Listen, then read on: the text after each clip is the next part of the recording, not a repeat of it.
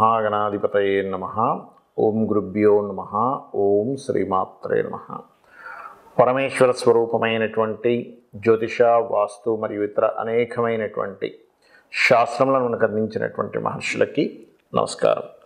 హయగ్రీవ హయగ్రీవ హయగ్రీవేతి యో వదేత్ తస్య నిస్సరతే వాణి జహ్నుకన్యా ప్రవాహవత్.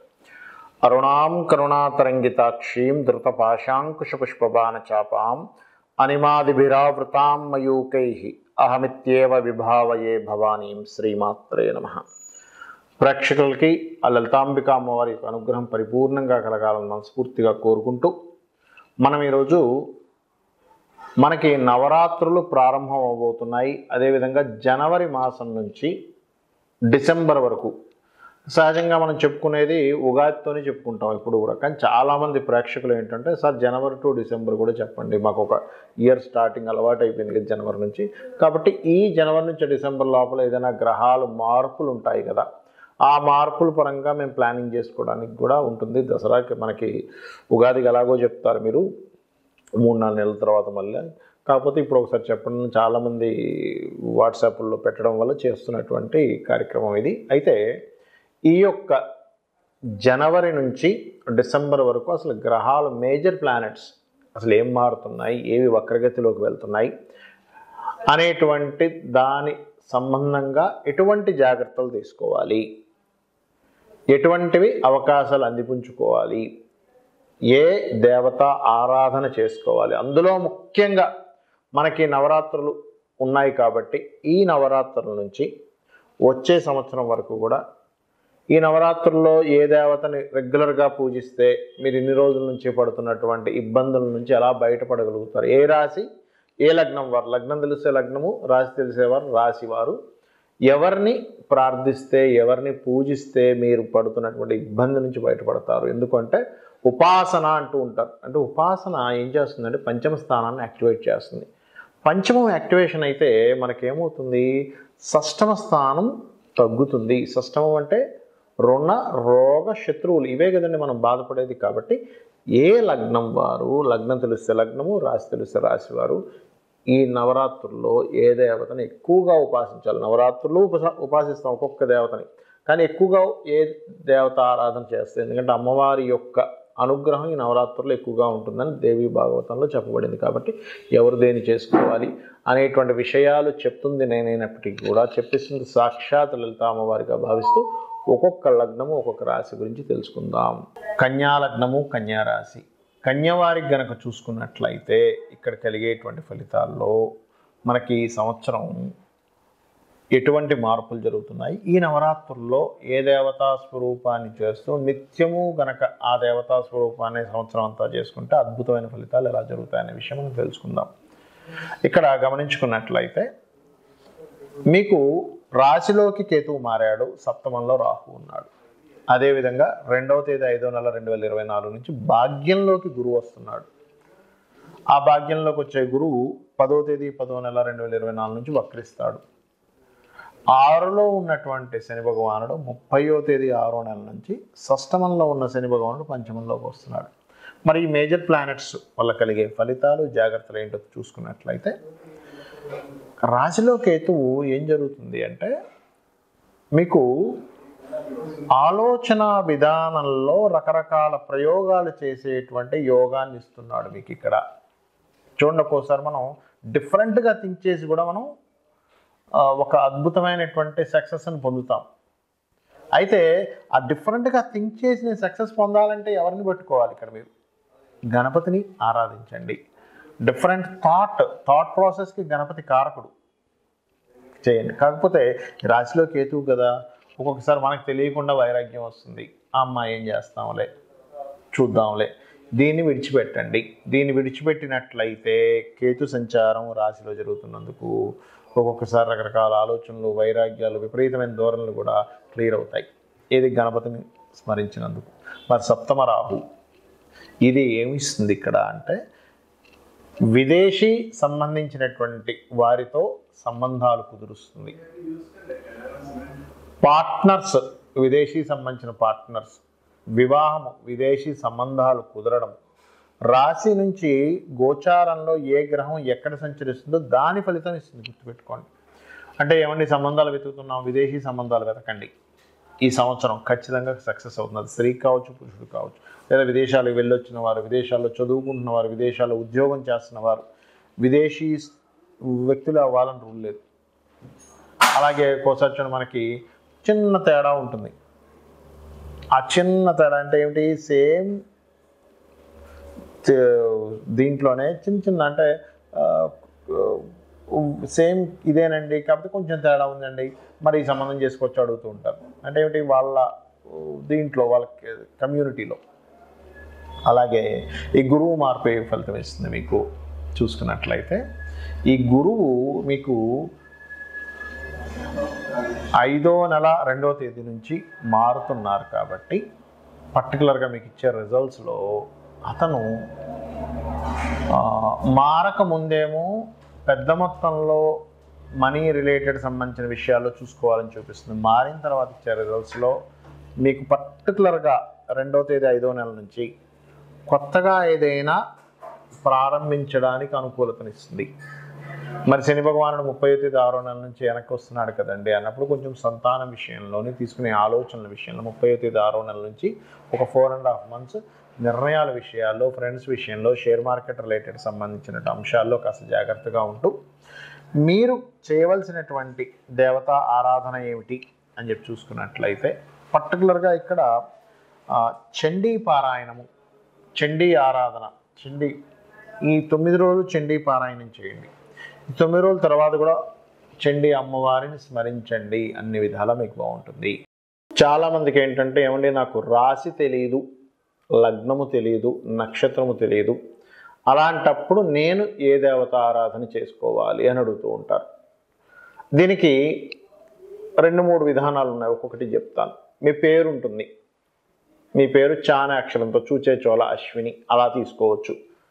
లీలు లేలో భరణి అంటే లక్ష్మణ్, చందన్ లేదా చందన అలా కూడా తీసుకోవచ్చు. ఆ రకంగా కూడా తీసుకొని మీది మేషరాశనో మేషలగ్నం అనుకొని తీసుకోండి.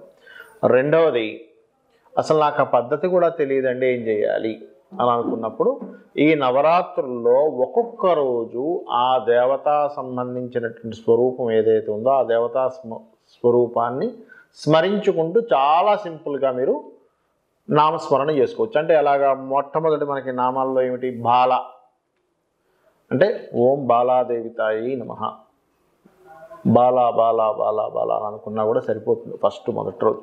రెండవది గాయత్రి, ఓం గాయత్రీ దేవి అయి నమః అనుకోవచ్చు. అంటే నేను పెద్ద పెద్ద బీజాక్షరాలు నేను పలకనేనండి, నేను ఏం చేయాలి, నాకు సరిగ్గా పలకడం రాదు. నాకు చాలామందికి ఇంగ్లీష్ మీడియం చదువుకోవడం వల్ల కూడా తెలియదు, లేదా గురువుల నుంచి ఎటువంటి ఉపదేశాలు ఉండవు, అప్పటి వరకు ఏమీ తెలియదు, కానీ ఇలా చేసుకోవచ్చు. అదేవిధంగా 3వ అవతారం మనకేంటి, అన్నపూర్ణ, ఓం అన్నపూర్ణాదేవి అయి నమః అనుకున్నా సరిపోతుంది 3వ రోజు. 4వది మనకి మహాలక్ష్మి, ఓం మహాలక్ష్మీదేవి అయి నమః. ధనానికి ఇబ్బంది ఉందండి, నాకు ఏమీ తెలియదు, ఓం మహాలక్ష్మీదేవి అయి నమః అనుకోండి. సంతానానికి ఇబ్బంది లేనట్లయితే, ఆయుష్కి ఇబ్బంది ఉంది లేనట్లయితే, నాలో తెలియని ఒక చిన్నతనం ఉంది, ఓం బాలాదేవి అయి నమః అనుకోండి. లేదు నాకు ఏం చేయాలో తోచట్లేదు, ఈ సంవత్సరం నుంచైనా నాకు బాగుండాలని కోరుకుంటున్నాను అన్నప్పుడు మనకి జ్ఞానాన్ని ఇచ్చేటువంటి స్వరూపం గాయత్రి, ఓం గాయత్రీదేవి అయి నమః అనుకోవచ్చు. అదేవిధంగా నాకు మానసికమైన రుగ్మతలు ఉన్నాయి అన్నప్పుడు బాలని లేదా మన అన్నపూర్ణాదేవిని చేసుకోవచ్చు. ఈ రకంగా 4 రోజుల తర్వాత 5వది ఏమిటి అంటే చండీ. చాలామంది చూడండి నాకు ఏలినాటి శని ఉందంటున్నారండి, లేదా శని మహర్దశ నడుస్తుంది అంటున్నారు, శని సంబంధించిన దోషాలు పోవాలనుకుంటున్నాను, ఏం చేయాలి అంటూ ఉంటారు. చండీ చేసుకోండి. అంటే ఏమిటి, మీకున్న ప్రాబ్లం ఏంటి దాన్ని బట్టి ఈ నవరాత్రులు చేసుకోవచ్చు. ప్రతిదీ ఆలస్యం అవుతుంది, చండీ చేసుకోండి. ఓం చండీదేవి అయి నమః, ఓం చండీ చండీ చండీ అని కూడా అనుకోవచ్చు, ఓం చండీ దేవతాయై నమః అనుకోవచ్చు, అమ్మా చండీ మాత అనుకోవచ్చు, సరిపోతుంది. అమ్మా చండీ అమ్మా చండీ అమ్మా చండీ అనుకోండి, సరిపోతుంది. మీరు బీజాక్షరాలే ఖచ్చితంగా పలకాలి అనేం లేదు, మీలో భక్తి ఉండడం చాలా ప్రధానమైనటువంటి అంశము. అదేవిధంగా కొంతమందికి ఎడ్యుకేషన్ రిలేటెడ్ సంబంధించినటువంటి విషయాల్లో ముందుకు వెళ్ళలేకపోతుంటారు, లేదా కొంతమందికి సరస్వతీదేవి యొక్క అనుగ్రహం కావాలి, వాళ్ళ పిల్లలకి సరిగ్గా విద్యా సంబంధించినటువంటి విషయాల్లో ఇబ్బంది పడుతూ ఉంటారు. అటువంటి వారు ఓం సరస్వతీదేవి నమః అనుకోవచ్చు. ఎందుకంటే అందరికీ పెద్ద పెద్ద శ్లోకాలు చదవాలని కానీ, బీజాక్షరాలు రావాలని కానీ, శ్లోకాలు చదవలేని స్థితిలో ఉంటారు. ఎందుకంటే ఉన్నటువంటి స్థితిగతులు అలా ఉన్నాయి, మారిపోతుంది కాలం మనకి. కాబట్టి ఓం సరస్వతీదేవి నమః, లేదా సరస్వతి శ్లోకం వచ్చండి చేసుకోండి 9 రోజులు. లేదా కొంతమంది ఎడ్యుకేషన్ ఇన్స్టిట్యూషన్స్ నడుపుతూ ఉంటారు, వాళ్ళు ఇబ్బందుల్లో ఉంటారు, అయ్యో మనం నడవట్లేదు. సరస్వతీదేవి అనుగ్రహం ఉంటే ఆటోమేటిక్గా అక్కడ ఎడ్యుకేషన్ ఇన్స్టిట్యూషన్స్ నడుస్తాయి, చిన్న చిన్న ట్యూషన్స్ చెప్పే వాళ్ళది నడుస్తుంది. అదేవిధంగా మనకి ఈ 7వ అవతారం కనుక తీసుకున్నట్లయితే లలిత అమ్మవారి ఇది కనుక చూసుకున్నట్లయితే మనము ఎవరికైనా కూడా చూడండి, నేను ప్రశాంతంగా లేనండి, నేను ఆనందంగా లేనండి, నాలో ఏదో తెలియని సెన్సిటివ్గా ఉండేటువంటి, నాలో సెన్సిటివ్నెస్ లేదనో, లేకపోతే సెన్సిటివ్గా ఉండి ఇబ్బంది పడుతున్నానో, లేకపోతే నాకు ఆనందంగా ఉండాలి అని చాలామంది నాకు తెలియని మనసులో కానీ బుద్ధిలో కానీ అనేక విషయాల్లో నేను ఇబ్బంది పడుతున్నాను. త్రిపుర సుందరి అమ్మవారి యొక్క నామం అంటే లలిత అమ్మవారిని చేసుకోవచ్చు. ఓం లలితాదేవి అయి నమః అనుకోవచ్చు. అదేవిధంగా భయాలు ఉంటాయి కొంతమందికి, ఏదో జరిగిపోతుంది, నాకేదో జరగనుంది, ఏదో జరిగిపోతుంది అనేటువంటి భయం ఉంటుంది. అసలు ఏమీ జరగదు, అక్కడ తాడుని చూసి పాము అని భ్రమపడుతూ ఉంటాడు. అలాంటి వాళ్ళు దుర్గా చేసుకోవాలి ఈ 9 రోజులు, గుర్తుపెట్టుకోండి. అలాగే మరొక విషయం ఏంటంటే, ఆఖరిగా మనకి మహిషాసురమర్దిని రాజరాజేశ్వరి. మహిషాసురమర్దిని ఏంటంటే, యమబాధలు ఉన్నాయండి, నాకేదో గండం ఉందండి అని బాధపడుతూ ఉంటారు, భయపడుతూ ఉంటారు. అలాంటి వారు లేదా రాజ్యాన్ని దక్కించుకోవాలనుకునేటువంటి వారు రాజరాజేశ్వరిని చేయొచ్చు. అంటే ఏమిటి, ఇప్పుడు నెక్స్ట్ ఎలక్షన్స్ రాబోతున్నాయి, ఈ 9 రోజులు రాజరాజేశ్వరి అమ్మవారి యొక్క ఆరాధన. లేదండి నాకేదో బ్లాక్ మ్యాజిక్ జరిగిందని, లేకపోతే ఇంకోటి ఏదో అని భయపడుతూ ఉంటారు కొంతమంది. అటువంటి వారు మహిషాసురమర్దిని చేసుకోవచ్చు. ఈ రకంగా ఈ 9 రోజులు కూడా ఈ రకంగా చేసుకోవచ్చు. ఏమిటి, నాకేమీ తెలియదు కానీ నా ప్రాబ్లం ఇదే అనుకునేటువంటి వారు, లేదు నాకు మీరు చెప్పిన అన్ని ప్రాబ్లమ్స్ ఉన్నాయండి, ఒక్కొక్క రోజు ఒక్కొక్కటి చేసుకోండి. బాల, మనం ఇందాక చెప్పుకున్నట్టుగా గాయత్రి, అన్నపూర్ణ, ఇలా వరుసగా చేసుకోవచ్చు. అయితే ఇక్కడ చాలామందికి కలిగే సందేహాలు ఏంటంటే, ఏమండి మనకి నైవేద్యాలు చెప్తుంటారు, రంగు వస్త్రం చెప్తుంటారు, ఇవన్నీ చెప్తుంటారు, ఇవన్నీ చేయగలమా, ఉన్న ఆర్థిక పరిస్థితి బాగాలేదు, ఆ చీర నేను తేయలేను, ఆ రంగు చీరనే నేను తేయలేను, అంత నైవేద్యం నేను ఉండలేను, ఎక్కడా కూడా అమ్మవారు కానీ ఈశ్వరుడు కానీ నువ్వు ఇదే చేయలేకపోతే నేను నిన్ను కరుణించను అనేటువంటిది లేదు. మనం భగవద్గీత చదువుకున్నాం కదా, అందులో ఏం చెప్తాడు శ్రీకృష్ణ పరమాత్మ, మీరు భక్తితో ఫలమైనను అంటే చిన్న పండు, పుష్పమైనను, పుష్పం ఒక పువ్వు దొరకదా మీకు, వీధిలోకి వెళ్తే ఏదైనా ఒక దగ్గర ఉంటుంది, ఒక పువ్వు ఇవ్వండి అమ్మా అంటే ఎవరైనా ఇస్తారు. పత్రమైనను ఆకు, ఉదకమైన నీటి చుక్క దొరకకుండా ఎవరు ఉంటారుగా.